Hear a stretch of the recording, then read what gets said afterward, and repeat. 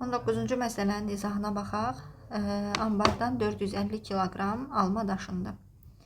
Deməli, daşındı 450 kiloqram alma. Ambardakı bütün meyvənin 13,8 hissəsi qaldı. Qaldı 13,8 hissə alma. Soruşur, ambarda nə qədər meyvə var idi? Baxırıq ki, burada daşınan meyvənin miqdarı verilib və hissə olaraq da qalan hissələrin neçə hissə alma qalıb, onun sayı verilib. Onda biz ilk növbədə tapmalıyıq ki, əgər 13,8 hissə qalıbsa, neçəsi daşınmışdı, neçə hissə alma daşınıb? 13-də 5 hissə belə çıxır ki, daşınıb.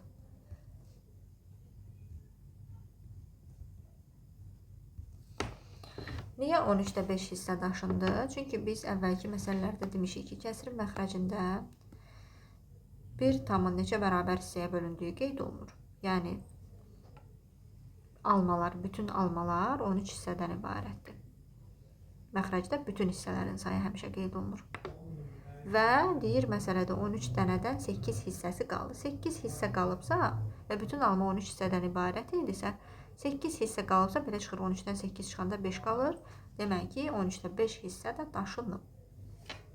Və daşınan alma, yəni 13-də 5 hissə 450 kiloqramdır. 13-də 5 hissəsi 450-yə bərabər olan ədədi tapaq. Nə edərik buna görə? Hissəsinə görə ədədin tapılma qaydasına əsasən 450-ni 5-ə bölüb 13-ə vurmalıyıq. Bu da edəcək 1170 kiloqram alma.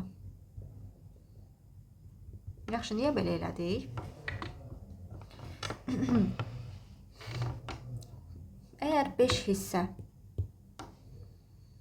daşınan almanı göstərirsə və bu da 450 kiloqrama bərabərdirsə, biz onda bir hissə neçə kiloqram almaya bərabərdir onu tapmaq üçün 450-ni 5-ə bölməliyik. Bu da edir 90. Yəni bir hissə 90 kiloqram almaya bərabərdir. Və bizdən ümumiyyətlə almaların ümumi miqdarını soruşduğu üçün, yəni ambarda nə qədər meyvə var idi, yəni əvvəlcə ambarda nə qədər meyvə var idi. Axı biz də qeyd elədik, kəsirin məxrəcində bütün hissələrin sayı verilir. Deməli, almalar bütün 13 hissədən ibarət idi. Bir hissədə 90 kiloqram alma varsa, 13 hissədə neçə kiloqram alma var olduğunu tapmaq üçün 90-ı da 13-ə vurduq, 170 aldıq. Yəni 450-ni 5-ə bölməkdə məqsədimiz odur ki, bir hissədə neçə kiloqram alma var onu tapaq. 13-ə vurmaqda məqsədimiz o idi ki, bütün hissələr neçə kiloqram almadan ibarətdir onu tapaq.